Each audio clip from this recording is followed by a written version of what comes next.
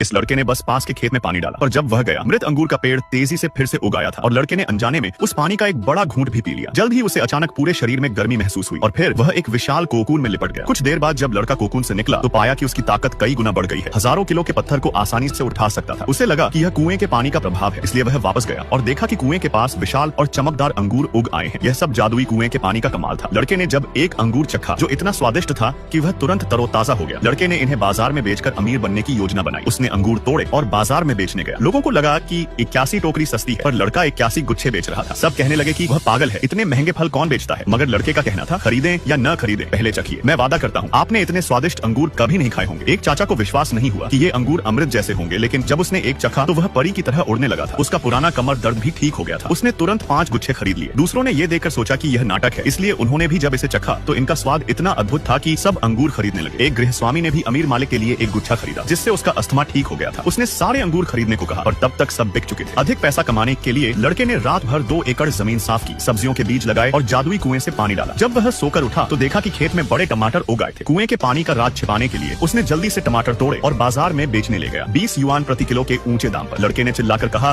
कि मेरे टमाटर पूरी तरह प्राकृतिक हैं, बिना कीटनाशक के, विशेष पारिस्थितिक टमाटर, बिल्कुल शेफ जैसे। पास के मालिक को यकीन नहीं था कि प्राकृतिक होने से कोई फर्क नहीं पड़ता, अगर सब बिक जाए तो अपने टमाटर खा लेगा। जब भीड़ लड़ाई का मजाक देख रही थी तभी एक होटल मैनेजर वहाँ आया। वह अंगूर खरीदने आया था, लेकिन टमाटर चखकर मंत्रमुग्ध हो गया। उसने सारे टमाटर खरीद लिए और बताया कि वह होटल का मैनेजर है। जब लड़के ने बताया कि उसके पास और भी 2000 किलो टमाटर हैं, तो मैनेजर ने तुरंत 40,000 युआन ट्रांसफर करके सारे टमाटर खरीद लिए। इससे आसपास के सभी दुकानदार हैरान रह गए थे। लड़के ने हिसाब लगाया कि जल्द ही वह अमीर हो जाएगा, लेकिन अचानक क्लासमेट ग्रुप में उसकी फोटो आई, जिसमें उसका मजाक उड़ाया गया कि नौकरी न मिलने पर फल बेच रहा है। लड़का जानता था ये लोग बस ऑनलाइन अपनी मौजूदगी दिखाते हैं। उसने आज कमाए पैसों का स्क्रीनशॉट जब ग्रुप में भेजा तो सब हैरान रह गए। एक दिन में टमाटर बेचकर इतना पैसा, ये देख पहले उसका मजाक उड़ाने वाले अब फोन करके उसे खाने पर बुलाने लगे थे और लड़के ने फोन काट दिया। लेकिन अगले ही पल फोन फिर बज उठा। उसने कहा, मैं व्यस्त हूँ, मेरे पास समय नहीं है। लेकिन जब उसे पता चला कि दूसरा पक्ष स्कूल की टॉपर लड़की है तो उसे याद आया कि उसका चरित्र बहुत अच्छा था। स्कूल में पढ़ते समय जब उसे बदमाशों द्वारा धमकाया गया था, केवल स्कूल की टॉपर ने ही उसकी मदद करी थी। जब लड़की ने जाना कि वो सब्जियां बेच रहा है तो उसने तुरंत बेचने में मदद करने का प्रस्ताव दिया, क्योंकि उसके चाचा होटल के मालिक थे। लड़के ने महसूस किया कि दयालु लड़की सच्चे दिल से व्यापार करना चाहती है, इसलिए उसने पुराना एहसान चुकाने की सोची। उसने अगले दिन बाजार में मिलने को कहा जब वो सब्जियां बेचने आए। अगले दिन लड़का चमकदार और रसीले खीरों से भरी ट्रॉली लेकर आता है और बाजार में बेचने लगता है। तभी दयालु लड़की भी उससे मिलने पहुंच जाती है और जब उसने खीरों की रेट देखी तो उसके होश उड़ गए, क्योंकि लड़का उन्हें बहुत ऊंचे दाम में बेच रहा था। तभी लड़के ने उसे एक खीरा चखने को दिया। लड़की ने जैसे ही खीरे का एक टुकड़ा खाया तो वो उसके स्वाद से अलग ही दुनिया में पहुंच गई थी। उसी समय लड़के के क्लासमेट भी वहां पहुंच जाते हैं और आते ही लड़के के खीरों को बेकार बताने लगते हैं। लेकिन दयालु लड़की जानती थी ये खीरे कोई मामूली नहीं है, इसलिए उसने पहले ही सब खरीद लिया था। उसने क्लासमेट को बताया कि ये सब्जियां मामूली नहीं है, यहाँ तक कि पिछले दिनों के ग्राहक भी इसे आकर खरीदना चाहते थे। ये देख एक क्लासमेट लड़की ने सोचा कि यह सिर्फ एक अफवाह है जो लड़का खुद फैला रहा है ताकि वो सब्जियां बेच सके। उसने एक खीरा काटकर लड़के की चाल का पर्दाफाश करने की सोची, लेकिन जब लड़की ने खीरा मुंह में डाला तो उसका रोम रोम नाचने लगा।